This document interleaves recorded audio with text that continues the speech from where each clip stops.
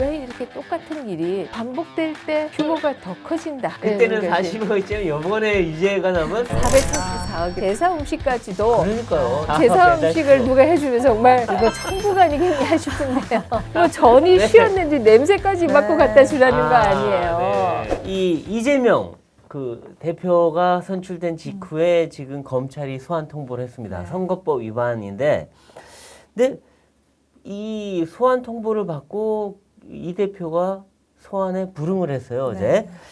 근데 이 선거법 수사는 사실은 이 의원들 상당수가 많이 받는 거 아닙니까? 그리고 소환 통보되면 뭐 보통 조용히 가서 조사받고 오잖아요. 조사 안 받으면 오히려 불이익 받지 않습니까? 근데 왜 이 대표는 소환에 불응을 할까요? 네, 뭐 지금 그 이원석 그 검찰총장 후보도 그런 얘기를 했죠. 네. 와서 자신의 얘기를 하는 것을 그렇죠. 네. 듣기 위해서 네. 뭐 연락을 드리고 오십사 했다. 네. 이런 얘기를 했는데요. 사실 뭐 이 민주당뿐만 아니라 국민의힘에도 뭐 이 소위 거물급 정치인들 가운데에서도 선거법으로 기소되신 분들도 있지 않습니까? 그렇습니다. 네. 뭐 우리가 역대 선거에서 항상 있어 왔던 네. 일이고 네. 이것이 새삼스러운 일은 아니다. 네. 그리고 또 자기의 의견을 얘기해야 또 검찰이 또 그것을 또 감안할 수도 있는 것이기 그렇죠. 때문에 뭐 소환했다라고 하는 것 자체가 분노할 일은 아니지 않느냐 이런 얘기를 할 수 있을 겁니다. 사실 그 아마 언론에서도 네. 이재명 후보 대표가 소환되었는지 사실 몰랐잖아요. 그걸 그렇죠. 먼저 공개한 게 이재명 대표 맞습니다. 본인이었지 않습니까? 검찰이 공개적으로 망신 주려고 한 게 아니에요. 그렇습니다. 원래 선거법은 조용히 불러서 조용히 하고 네. 끝내요. 이게 포토라인에 세우지도 않아요, 원래는. 맞습니다. 그래서 다 모르고 있었어요. 그러니까요. 언론도 모르고 있었고요. 본인이 전쟁이라고 공개한 거 아닙니까, 지금? 그렇습니다. 그래서 뭐 이 대표의 전화기로 뭐 그 전화기도 기존의 전화기가 다 액정이 있어서 지키지 안 보이게 않았다. 뭐 이렇게 알려지고 있는데 그것은 굳이 보여준 거죠. 보였다라고 네. 해서 결국 소환됐다. 소환을 검찰이 요구했다라고 네. 하는 것을 결국 이재명 대표가 공포한 것이다. 그렇죠. 이렇게 맞아요. 얘기할 수 있을 겁니다. 그렇게 본다라고 하면 저는 그 민주당 의원들이나 또 지지 패널이나 이런 분들이 나오셔서 아니 어떻게 정기국회 첫날에 이걸 소환할 수가 있느냐. 네. 정말 전쟁하자는 거냐. 네. 아니 어떻게 윤석열 대통령과 전하고 난 다음에 소환을 할 수가 있느냐. 이렇게 얘기하는데요. 네. 아마 윤 대통령도 소환이 됐는지도 몰랐을 수도 저는 있다고 생각합니다.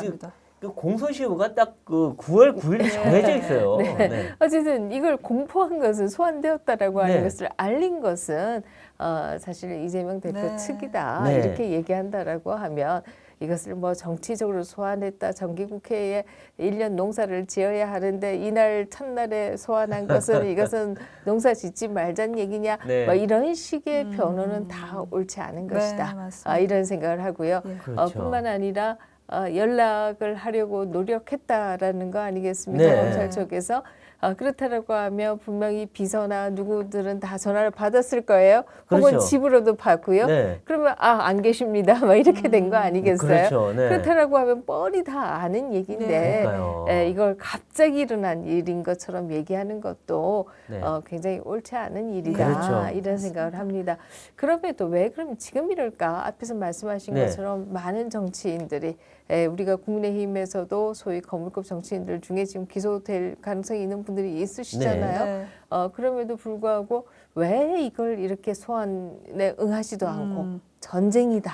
네. 이렇게까지 얘기했을까라고 네. 한다면 결국 뭐 언론에 따라서는 카운트가 조금씩 다릅니다만은 7개다, 8개다, 9개다, 10개다 뭐 이렇게 어떻게 잘라서 얘기하느냐에 따라서 다릅니다만은 이재명 대표가 앞으로 조사받게 되는 사건들이 연이어 있기 때문에 그렇죠. 아마 여기서 차단하겠다. 이제 나가지 않겠다. 일선에서부터 차단이다. 그렇습니다. 네. 그래서 아예 문을 걸어 닫겠다. 네. 이 건물 내에 들어오기 이전에 방문을 두드릴 때 방문을 안 열어주는 것이 그렇죠. 아니라 아예 맨 앞에 게이트부터 문을 닫겠다. 이런 의도가 아니실까. 그렇지 않다라고 하면 선거법 위반에 대해서 이렇게까지 하는 것은 명분이 없지 않느냐 그러네요. 하는 하는 것이 제 느낌이에요. 그게 실제인지 아닌지는 일선부터 모르겠습니다. 방탄. 네. 근데 사실 이제 소환 요구가 올 때마다 뭐 이제 의총 열어서 편파 수사다 이렇게 막을 수만은 없을 것 같은데 언제까지 이거를 피해갈 수 있을까요? 뭐 그러나 뭐 피한다라고 해서 그럼 검찰이 기소를 안 하느냐? 이것은 아니지요. 그 선거법 관련해서도 9월 9일까지 있기 때문에 네. 아마 9월 8일쯤은 기소가 되지 않겠느냐 그렇죠. 이렇게 네. 법조 기자들께서는 예상하고 계시는 거 기소를 할 아니겠습니까? 거라고 얘기하더라고요. 그래서 본인이 출석 안 한다라고 해서 기소가 안 되는 것은 아니겠지만 네. 네. 아마 느낌은 뭐 끝까지 이것은 정치적인 공세다 혹은 네. 야당 탄압이다 이런 식으로 몰고 가겠다라고 하는 전략이 아니실까 하는 생각은 들죠. 근데 지금 받아야 될 수사가 이거는 원래 잘 알지도 못했던 거예요, 선거법은. 네. 근데 지금 우리가 아는 것만 해도 10건이 넘는데 그때마다 그러면 계속 소환 통보해도 안 가고 그리고 그러다가 안 되면 체포동의안 넘어올 거 아니에요. 그럼 또 그때도 또 체포동의안 부결시키고 이렇게 계속 이렇게 하나요? 그럼 민주당은 방탄의원단이 되는 건가요? 네, 굉장히 불행한 일이다 이렇게 네. 생각이 듭니다. 사실 이것이 윤석열 정부에 들어와서 시작된 수사도 아니고요. 네. 이미 우리가 다 알고 있던 것들 아니겠습니까? 네. 문재인 정부 당시에 이미 이 사건들은 나왔고 검찰과 경찰이 이미 수사를 시작했던 그렇죠. 사건들입니다. 그래서 그것을 뻔히 다 알고 있고 그 때문에 전당대회에서도 아니 민주당을 사법적인 위기로 몰아넣을 수는 없는 것이다. 네. 이런 의미의 얘기를 박용진 후보도 계속해서 하지 않았습니까? 그렇죠. 네. 이렇게 뻔한 상황에서 저는 민주당의 당원과 대의원들이 이런 선택을 했다. 물론 네. 투표율이 높지는 않았습니다만 그것도 저는 굉장히 안타까운 네. 일이다. 네. 적어도 다 클리어하고 오시라 네. 라는 정도는 하셨어야 되지 않을까 네. 이런 생각을 하게 되고요. 두 번째는 사실 본인이 이런 부분에서는 자제를 하셨어야 되지 않았을까 네. 하는 생각이 들지요. 사법 리스크에 대해서는 누구나 다 얘기를 했던 것이고 네. 뭐 그렇죠. 이 정부에서 시작된 수사도 아니고 네. 그렇죠. 그렇다라고 한다면 이 사법 리스크가 좀 클리어되고 난 다음에 대표를 해도 하고 다음 그렇죠. 대선을 준비해도 하고 했어야 되지 않느냐 이런 안타까움이 있고요. 그런 면에서 보면 최근에 한국 정치의 일각이 지나치게 염치 없는 정치로 가고 그렇죠. 있다. 맞습니다. 이런 생각을 하게 됩니다. 네. 우리가 과거에도 우리가 상김 시절에 상김이 사당화를 한다 뭐 이런 네, 비판도 네. 많이 하고 네. 했어요. 네. 그러나 다들 염치는 좀 있지 않으셨는가. 또 상당히 낭만적인 면도 있었어요. 네. 그리고 또 뭐 이 상김의 경우에는 특히 상김 중에서도 양김의 경우에는 또 민주화를 이끈 리더라고 하는 또 엄청난 그렇죠. 성과가 있는 네. 것도 네. 사실입니다. 근데 최근에 소위 정치권의 경우에는 예. 도대체 뭘 믿고 이렇게 양심 없이 그렇죠. 이렇게 염치 없이 굴어도 네. 되나? 도대체 국민이 무슨 빚을 졌다는 것인가? 그렇죠. 볼모를 하는- 잡고 있어요. 하는 생각을 네. 할 때가 많이 있고요. 그런 면에서 보면 한국 정치가 오히려 과거보다 후퇴하는 것이 아니냐 그렇죠. 이런 걱정도 되고 또 다른 한편에 있어서는 이게 또 세계적인 현상의 일부이기도 해요. 그런 면에서 그렇죠. 보면 21세기가 소위 뉴 밀레니엄에 대한 우리가 네. 새 천년 뭐 이런 생각을 합니다만은 오히려 퇴보하고 있다 상당히 이런 느낌이 드네요. 걱정이 되죠. 네. 근데 지금 이제 이 이재명 대표의 그 혐의, 선거법 위반 혐의를 보면 크게 보면 세 가지예요. 김문기 몰랐다. 국토부가 협박했다. 네. 그다음에 이 대장동 건의 수용하지 않았다고 했다가 보고 못 봤다고 말 바꾼 거. 이 세 가지인데 근데 이게 원래 선거하다 보면 사람이 실수를 하게 돼 있잖아요. 그러니까 그런 단순 실수들도 있어요. 근데 이거는 보면 단순 실수가 아니라 어떻게 보면 이 말 자체가 잘못하면 거짓말이 될 수 있거든요. 의도적인 거짓말이 될 수 있는데 어떻게 보십니까? 이거 사실 세 가지 다 보면 일반인들이 볼 땐 이거 정말 의도적 거짓말 아니야? 라고 보이는 측면이 꽤 있거든요. 뭐 우리에게도 누가 한 달 전에 저녁 어디서 먹었어 이렇게 물어본다면 기억 못해요. 그렇죠. 네. 그럴 수 있어요. 인간의 기억력에는 굉장히 한계가 네. 있다 이렇게 네. 얘기할 수 있고요. 그러나 지금 말씀하신 것들의 경우엔 더더욱이나 이 백현동과 관련된 문제는 국정감사장에서 얘기한 거 아니겠습니까? 맞습니다. 네. 이 국정감사가 그 당시에 우리가 기억을 돌려보면 굉장히 이재명 후보에게는 중요한 자리였습니다. 그렇죠. 본인의 제기된 의혹들이 좀 클리어되느냐 되지 않느냐를 그걸 정확하게 결정하는 해명하는 자리였어요. 굉장히 중요한 자리였고 그렇다라고 하면 그냥 저녁 먹다가 와서 혹은 아침 먹다가 와서 아 기억이 나나 안 나나 이렇게 답하는 게 아니라 각종 그렇죠. 서류들을 다 다 봤을 보고 거예요. 얘기한 거예요. 네, 그리고 뭐 이렇게 얘기해도 되나 되지 않느냐 이걸 다 고민하고 답을 했을 네. 겁니다. 네. 그렇게 본다라고 하면 지금 특히 백현동 같은 경우에 협박했다. 국토부가 국토부가 협박했다. 협박했다. 이러자 이제 민주당 패널들께서는 아니 협박인지 아니면 친절하게 안내한 것인지 뭐 이것은 주관적인 판단 아니야 이렇게 얘기하지만 그 앞에 굉장히 중요한 얘기를 하셨어요. 직무유기로 처벌될 수 있다. 그렇죠. 이 직무유기로 처벌될 수 있다. 이것은 단순히 내가 그 얘기를 듣고 느낀 감정이 아니잖아요. 그렇죠. 그리고 그런 서류들이 다 있는 거잖아요. 네. 뿐만 아니라 국토부의 공무원 그 단체에서도 네. 반발을 했었다는 거 네. 아니겠습니까? 그렇게 본다라고 하면 너무나 명백한 사실을 허위로 얘기한 네. 것이다. 네. 이렇게 얘기할 수 있을 것이고요. 도대체 이게 밝혀지리라고 생각을 왜 못하셨을까? 그러니까요. 참 아쉽다. 네. 뭐 안타깝다 이런 생각을 하게 되고요. 네.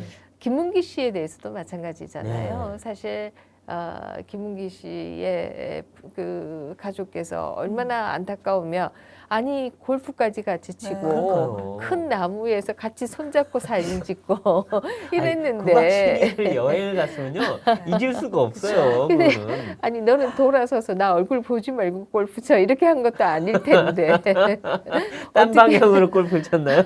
어떻게 이게 가능하냐 예. 정말 뭐 이게 많은 분들이 가신 것도 아니고 특히 도시개발공사에서는 유동규 씨와 이 김문기 씨 핵심이었어요. 핵심. 네, 두 분만 가신 거 아니겠습니까? 그리고 뭐 가장 최근에 얘기는 김문기 씨가 이재명 당시 시장에게 보고하는 것을 봤다라고 하는 네. 분들도 지금 있다는 거 아니에요? 뭐 당연히 보고했겠죠. 대장동이 자신의 최대 치적이었는데. 그러니까요. 그에 대해서 실무자 얘기를 안 들었을 리는 없잖아요. 네. 그래서 정말 너무 이렇게 뻔한 것을 네. 거짓을 말씀하시고 네. 이것을 말꼬리를 잡는다라고 네. 하는 것은 정말 정말 참 참을 수 없는 일이다 이런 생각을 하고요. 사실 그 우리가 이재명 대표의 경우에는 이미 2018년 지방선거에서 자신의 형의 정신병원 강제 그렇죠. 입원에 예. 대해서 이것은 어머니가 얘기하고 해서 가족들이 한 것이지 내가 한 것이 아니다. 나는 말렸다. 네. 뭐 이런 식의 내용의 얘기에서 대법원 1심과 2심은 유죄 판결을 받지 않았습니까? 그래서 그렇죠. 대법원에서 석연찮게 그 논리를 그러니까요. 우리가 전혀 동의하기 어려운 논리로 그러니까요. 무죄 판결을 토론회에서는 거짓말해도 되는. 네. 소극적인 거짓말이라고 얘기를 했는데요. 뭐 그 당시에도 이재명 후보 그 당시에 후보 측에서 많이 나온 얘기는 이거 유죄 판결 받으면 선거 보조금 40억을 받았는데 이거 네. 내가 다 물어낼 재산이 없다. 나는 거지된다. 그렇죠. 거의 멘붕이 왔다 그랬죠 그때. 뭐 이런 얘기들이 네. 기사에 굉장히 많이 났어요. 네. 근데 어쨌든 지옥의 문턱까지 갔다가 살아오셨습니다. 네. 염라대왕에게도 뭐 뇌물을 주셨는지 안 주셨는지는 알 수 없지만 그거는 우리가 알 수 없지만 어쨌든 지옥의 문턱까지 네, 네, 갔다가 네. 살아오셨어요. 근데 저는 이게 굉장히 재미있다고 생각하는 부분인데요. 왜 이렇게 똑같은 일이 그렇죠. 반복될까? 반복되죠. 네. 뿐만 아니라 반복될 때 규모가 더 커진다. 그렇죠. 라고 하는 그때는 것이 40억이지만 이번에 유죄가 나면 400 몇십억이에요. 434억이라는 네. 거 아니겠습니까? 민주당이 국고보조금을 받은 것이 434억인데 그렇죠. 이걸 물어내야 되는 그렇죠. 판이 민주당 된다. 당사 다 팔고 길거리로 앉아야 됩니다. 그래서 동일한 것이 반복되지만 규모는 더 커진다. 그렇죠. 만약에 이번에 그냥 넘어가게 된다라고 네. 하면 또 어떤 일이 발생될까 다음은 또 4천억이 되나?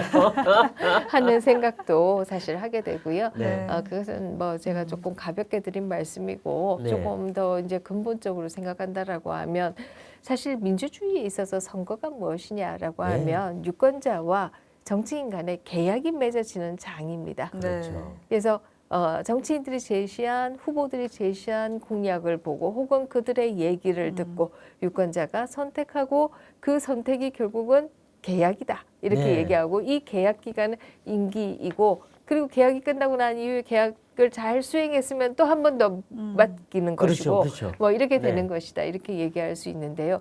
근데 계약을 맺어야 하는 상대 쪽에서 거짓말을 많이 한다. 네. 이렇게 되면 사실 민주주의는 그렇죠. 작동하기 어려운 네. 것이다. 거짓말을 계속 하시는 것 같긴 한데 네. 또 지지층은 일부 지지층은 또 계속 밀어주고. 물론 지금은 뭐 수사상 지금 도중이고 네. 아직 판결이 안 났으니까 우리가 물론 그렇죠. 100% 확정은 할 수 맞습니다. 없습니다. 이게 제가 지금 말씀드리는 것은 일반론인데요. 네. 그래서 정치인들의 말의 신뢰성이 그렇게 중요한 네. 것이다. 만약에 허위 상품을 계속 파는데 유권자는 그것을 모르고 계속 계약을 한다라고 하면 안 된다라는 것이죠. 그렇죠. 그래서 이 허위 사실 유포나 이 허위 발언에 대해서 우리가 엄격하게 처벌하도록 네. 선거법에 하고 있는 이유도 바로 이 허위 계약이 일어날 그렇죠. 가능성이 그거를 있다. 판정해 주는 거죠. 라고 하는 것 때문이다라는 말씀을 드리겠고요. 네. 그런 면에서 본다라고 하면 말꼬투리가 아니라 네. 민주주의, 특히 대의민주주의에 있어서는 굉장히 중요한 일이다. 또 이 이재명 대표의 소위 그 부인이 법인카드. 네, 법인카드 쓴 유효요. 부분에 네. 대해서도 무혐의를 했어요. 경찰은 네. 이번에 송치 안 했잖아요. 네.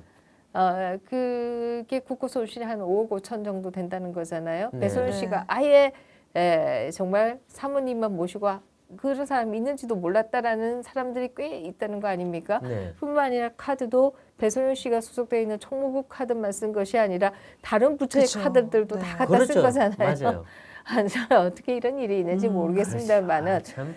그리고 뿐만 아니라 우리가 또 그 증거를 또 다 들었잖아요. 네. 배소연 씨가 악을 쓰면서 7급인 분에게 맞아요. 시키는 걸 다 들었잖아요. 네. 하다못해 해서 제사 음식까지도 그러니까요. 다 저는 과일 다 제사 배달시키고. 음식을 누가 해주면 정말 이거 천국 아니겠냐 싶은데요. 뭐 전이 쉬었는지 냄새까지 네. 맡고 갖다 주라는 거 아니에요. 네. 이렇게 했는데 이걸 불송치한다. 예. 이게 어떻게 있을 수 있는 일인지 네. 저는 맞습니다. 경찰이 이런 식으로 수사하면서 물론 뭐 전국에 유능한 경찰 많으리라고 저는 예상합니다. 네. 그럼에도 이런 부분에 대해서는 굉장히 참 실망스럽다. 뿐만 네. 아니라 구조적으로 본다라고 하면 저는 자치경찰제나 이런 것이 가지고 있는 위험성도 보인다 이런 생각하는데요.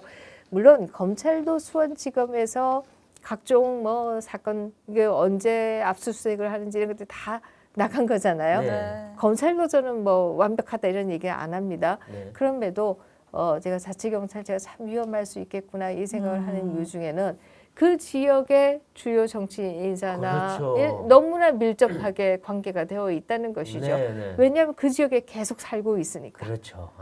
이게 이제 그래도 검사는 계속 돌잖아요. 네. 네.